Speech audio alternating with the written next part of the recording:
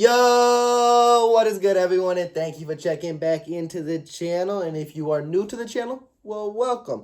If you haven't caught it already, I will have a link down below for the Thursday, basically my prediction of the preseason week 1, because this one will be the Thursday recap, and I'll just be going based off of what I thought was going to happen, what I seen in the game, what I like, what I didn't like. And of course, it's preseason week 1, so it's not going to look anything like we're going to see in basically regular season week 1. So don't be too excited. Nothing thrilling is going to happen in week 1 of the preseason. Nothing dramatic, nothing crazy. But this will be a time for a few roster spots to be earned. So hopefully these players step up and earn their spots. But we are going to start. And we will start with the Washington football team taking on the New England Patriots. And one thing I did mention in that game was with the, I almost said Redskins. We need to knock that off real quick. It is the football team. I will get used to that by week 4. I am booking that right now. But anyways, the football team. I said Tyler Heineke needs to, during this preseason, take that job. Because, like I said, Fitzpatrick, we know what he's going to do. And, of course, we got a small sample size of what he is about in tonight's game. And, honestly, he looked precise. He looked really good. He does look like he's the best quarterback on that team. Will he be the week 1 starter? I don't know. Probably not, though. I think Fitzpatrick will take it. It'd be cool to see Heineke start the season and play a full season, but I think they're going to go with the veteran experience. I think that's the way they're going to lean. Let's keep talking the quarterbacks, and we'll go with New England. And Cam didn't really do much. But again, preseason week 1, so we're going to put a pause on that. But we'll step into the rookie who we all had our eyes on. That's Mac Jones. Now, Mac Jones, which is kind of weird. We've been seeing it. We've been saying it like he's the next Tom Brady, and I know we are jumping way too ahead, but that's who people compare him to, just body fit, how he throws the football, and honestly, how he looked tonight, 10-yard passes. That reminded me like Brady. That's exactly what he was, and it's probably why Bill Belichick drafted him, because he knows that's the type of quarterback he needs for the system. And if he can perfect that, New England will be a really good team. I'm not going to say he's Tom Brady because that's crazy. But can you make him a playoff team? If he does what he needs to do and he is an accurate thrower, which it looked like he was tonight, they'll be a strong team. Will he start week 1? Probably not. It'll probably be Cam. Cam Newton will have to lose that job, and I don't think he'll lose it right away, but give it around week 6 to 8, and if New England is struggling, Mac Jones will jump in. But I don't know if New England just wants to throw him into the fire. Now, this one isn't really news to anyone. No breaking news here. Like I said, people were looking out for, and I wasn't even looking out for him because we know how he is. It's Chase Young. What was it? First, second series of the game? He destroys Cam Newton. He's going to be in the running for Defensive Player of the Year. I did not mention him in someone to watch in this game. One, I'm surprised he even played the game. We know he's going to be good. But get your few snaps in. I get it. Knock that rust off. You don't need to be rusty come week 1. You need to be ready for the regular season, and he looks well prepared. Now, something that was really disappointing in this game was N'Keal Harry. He had 1 target. He caught that target, but it was only 4 yards. Now, like I said, he wanted out of New England because he's not going to get his receptions and things like that, and he's not implemented in the game plan. And I know it's preseason. I'm going to keep saying it, but he wasn't implemented again. And yes, it's preseason, but this is the time where he needs to prove himself. And New England also needs to prove themselves too, to be like, hey, we want you a part of this team. They're saying he's looking really good in camp.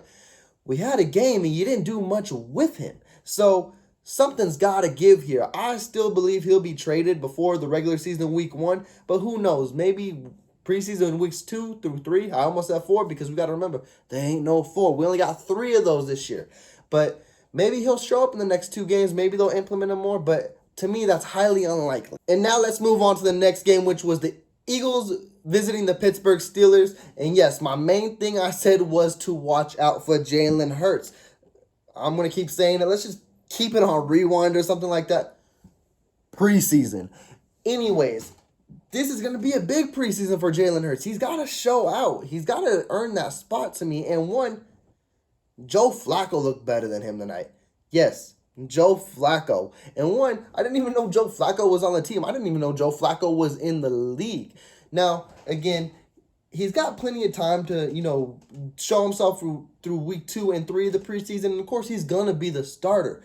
But, again, if I'm an Eagles fan, I want to be comfortable with him jumping in. I want to feel comfortable that trading Carson Wentz was the right thing. I know Philly does think that's the right move because Carson keeps getting hurt, but man, what if Carson ends up being healthy after this last injury? He's supposed to come back week 1. Carson was an MVP runner, and then you go to Jalen Hurts.